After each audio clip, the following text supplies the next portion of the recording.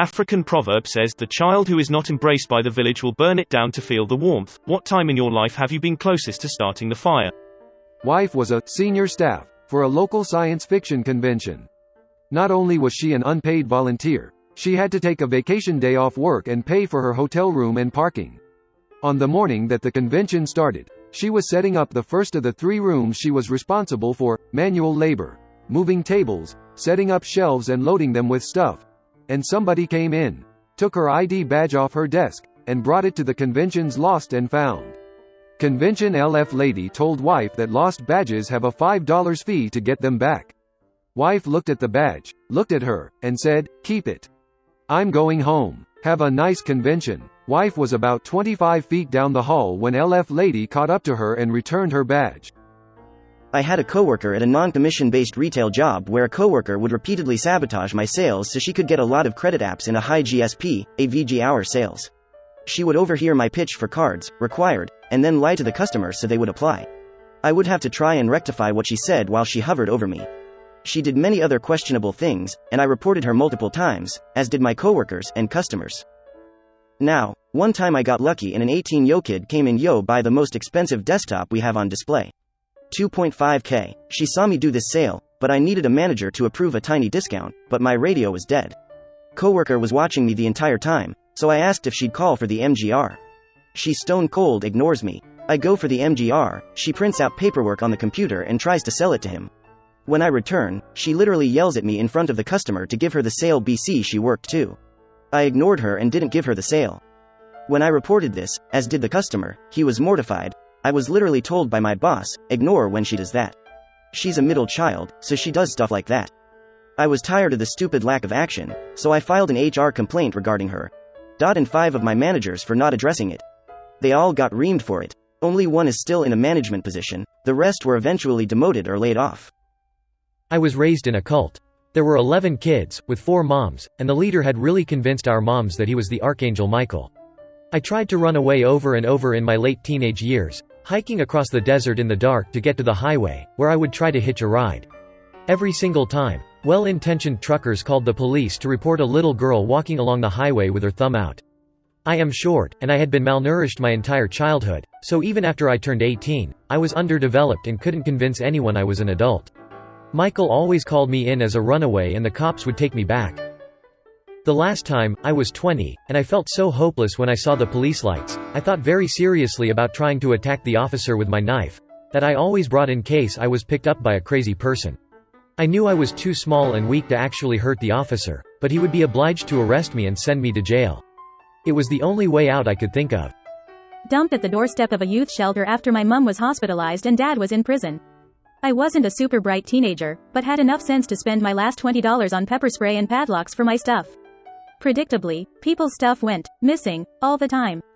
I could write an essay on the issues in the public welfare system, ranging from the macro level, lack of funding, to the micro level, incompetent or burnt out staff.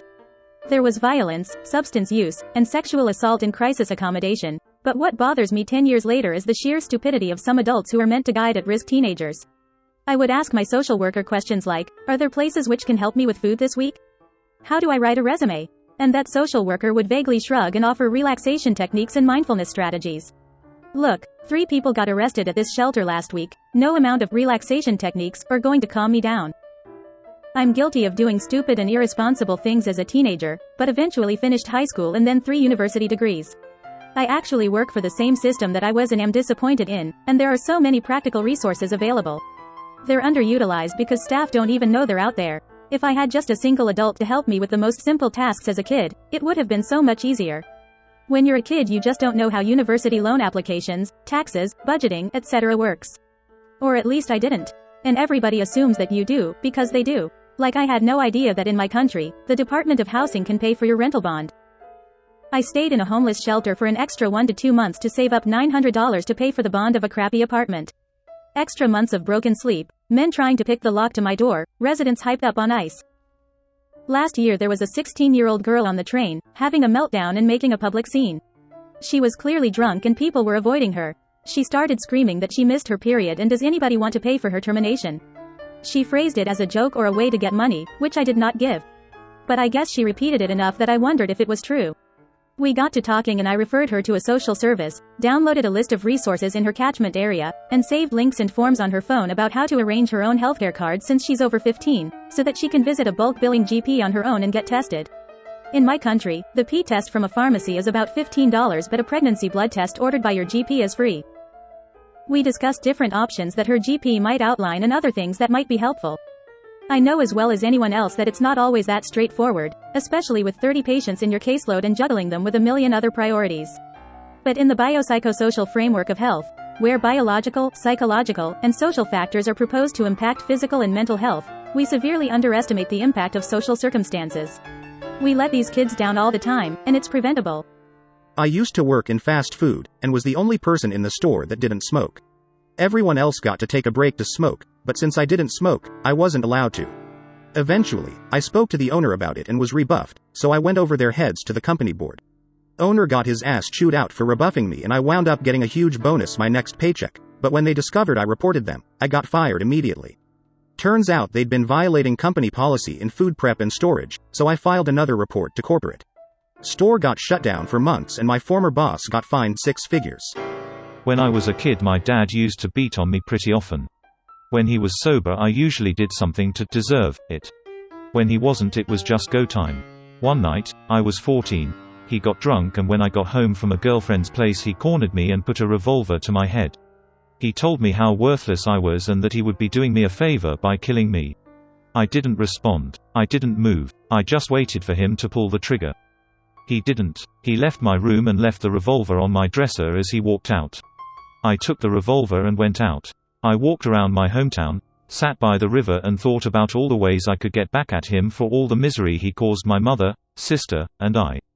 I also considered doing the old Kurt Cobain, but that's not relevant. I took the weapon apart and threw its pieces in the river. No one's asked me about the gun since. It's probably still there.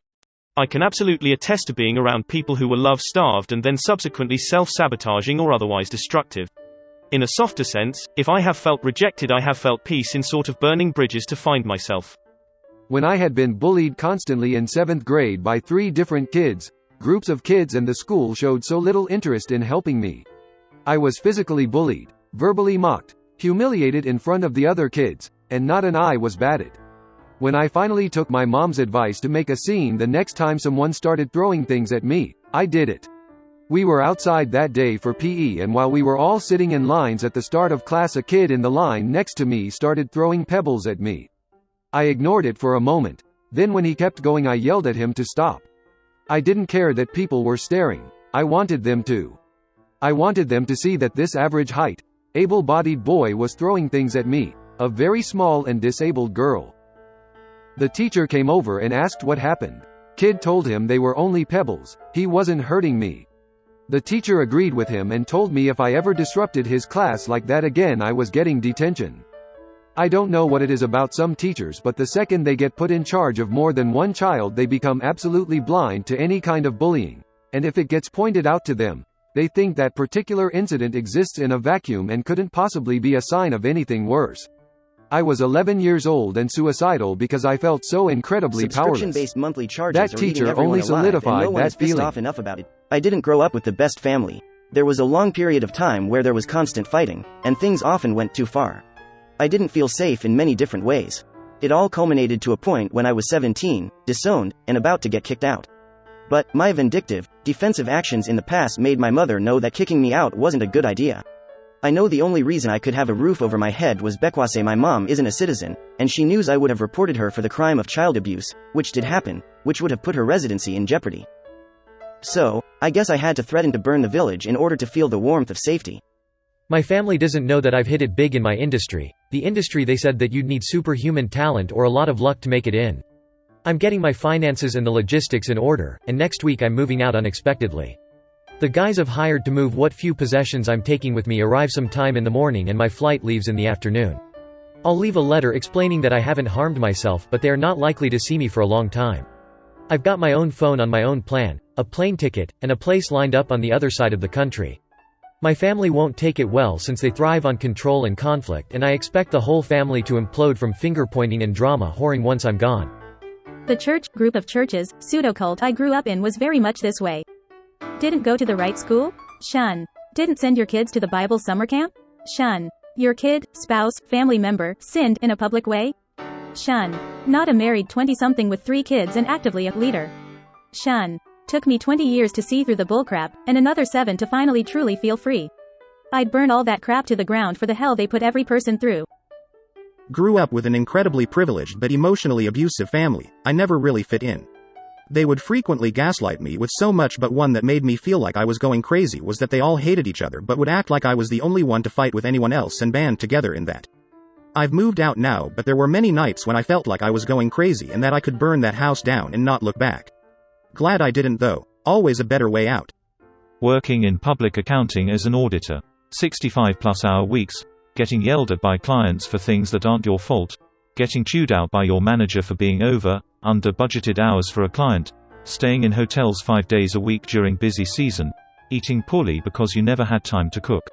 Let's just say one of the best days of my life was when I got laid off from that place, which opened the door for a great opportunity with none of the issues listed above. The time I was working at a psychiatric hospital and the CEO assumed I smoked drugs because I had dreadlocks. I worked hard for those patients and they trusted me. I shielded the hospital from nearly weekly riots of patients. After being unfairly judged and made to look dispensable, I almost set the inmates loose on the asylum. But then, I realized that it was selfish and those people I cared so much about would be punished for fighting my fight for me and basically would be the firewood for my fire. I actually have a story for this. So I was a senior that was friends with 4 juniors in a friend group. I wasn't exactly part of their group, but they seemed to enjoy my company. I was both the funny friend and the therapist friend. I helped them through their prom fiasco when they were at odds with each other. I made them food on occasion. At my graduation, they all said that we should get together as a group and do something fun and bonding before I left for college. One of them even says that she would plan a party for us all. A month passes by. I invite them all to see a movie. One by one, they flake during the week before the movie. I end up going to see it alone. Another month passes, and they've maintained radio silence. Over the next few months, I try to invite them to various events, and without fail, none of them end up being available. I ask them about doing something together, and no dice. All the while, I watch their Instagram posts of going to a lake and having a lake party, or having a New Year's Eve party together. Now, here I am, typing this out on Reddit before going to bed and waking up tomorrow to go out of state for college. Moved to a new town, and started going to a new church when Dad got cancer. Went to church and told the pastor to try and get advice. Pastor announced this to the convocation, and also told everyone that some lady's horse was sick. Watched the entire convocation console this lady about her sick horse. The convocation was in tears about some sick horse while my dad was dying. No one said a word to my family. Never been to church since. That's a badass proverb of I do say so myself. Working in corporate. When I was like 15, I got in a fight with my friend over something stupid. I went home and was shaking with rage. Full-on puberty meltdown anger. I was stomping up and down the hallway breathing through my teeth all hard. At one point I went in the kitchen and got a knife and started talking to God like, forgive me for what I do to him. Lol frickin' Nimrod. I am embarrassed when I think about that. Whenever I'm in a meeting and my suggestions are getting consistently ignored and I'm getting interrupted and talked over, I get the weirdest urge to prove I still exist by jumping on the table and busting out the Queen of the Night aria. Already am. Therapy is a magical thing where you learn to burn down anything that is bad for you. And then you take it to your family. My family seems to be somewhat accepting of me burning down the stupidity that is hurting us all, and leaving the nice things, though. 16 years old. Finally decided to fight back against abusive parents. Only had to do it once to stop the physical abuse. The brain fricks kept happening. The theater department at my college, despite building their entire persona on empathy, was the judgiest, cliquiest, least empathetic group of people I've ever known. If you weren't part of the in crowd, you weren't given the same support. There were many of us that existed on the outskirts, working so hard just to see the same few people get all the opportunities, even as far as being cast in lead roles after they graduated. As I struggled with depression, anxiety, and undiagnosed ADHD, I worked tirelessly to keep up with my peers only to be told I needed to apply myself more. I saw people put in half the work some of us did and end up with higher grades. One professor actually gave arbitrary grades to the 4+ hours of homework he assigned based on page counts and who he thought deserved a higher grade. I tried so hard to get no support in return that I became incredibly suicidal and had to take a semester off to deal with my mental health. It only took 2 more years and another medical break before I finally was able to graduate. For some reason or another, my mother hated me. As a little girl, I could never understand why she treated me so much worse than my 3 other siblings, and I would often go up to my grandmother and ask her, "Why doesn't my mama love me?" She never could give me a straight answer and would tell me, "Your mama loves you in the only way she knows how." That answer confused me because she loved my siblings just fine. Disclaimer: her love was toxic AF, and she did a different type of damage to my other siblings. Now, when I say that my mother treated me badly, it started out with her picking fights with me. She would constantly nitpick at everything I did, chastising me, and at the end of the day punishing me harshly for something that could have been a gentle scolding. When I got older, she started cussing at me, and calling me names. She would often ignore me for days on end, and when she would talk to me it would be to make me the butt end of a bad joke, or to tell me she hated me. Yes, my mother looked me dead in my eyes and told me she hated me. Disclaimer number 2. She was a drug addict and alcoholic, and she loves to claim all the emotional abuse she put me, though as a child was the effects of the drugs, and it wasn't even that bad.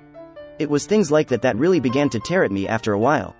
All sorts of terrible things she did to me growing up, the terrible things she said, and how she ignored me constantly. All of it very different than how she treated my other 3 siblings.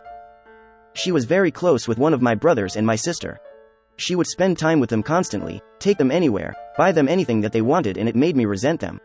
My sister would sometimes rub it in my face that mom loved her more. It was her way of having power over me, and it was one of the things that made my rage bubble over on innocent people. I just wanted to be loved and accepted. I wanted to be cared for and cherished as a child should be, and when I didn't get that, I plotted on how I was going to get her love and affection.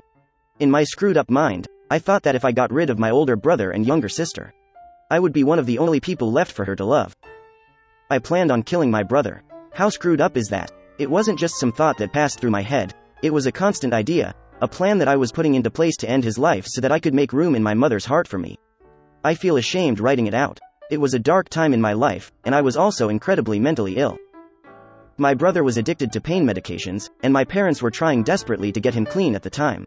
Ironically, at the same time he was going on a drug-induced rampage, my sister had shattered her leg on a trampoline.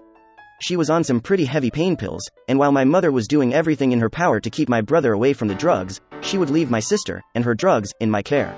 So one day, while my mother was out dealing with my brother and my sister was sleeping, I took the rest of her pills. My sister was super afraid of becoming addicted to drugs after watching what my mother and brother were going through, so there was a ton left, and I waited for my brother to come back. When I heard him come through his window, his room was next to mine. I went into the kitchen and made him a glass of juice. Earlier in the day I had crushed up the pills into a powder, and I mixed them into the juice. I went up to his room, knocked on the door, and offered him the cocktail of various prescription drugs. He took the juice, and right before he was about to drink it I had thought, how could I do this to my own brother? I snatched the drink back, and it spilled all over the carpet. He was high and super pissed, but at least he was alive. I never tried anything like that again. It felt so sick, wrong, evil. I mean, what type of person thinks about killing their brother?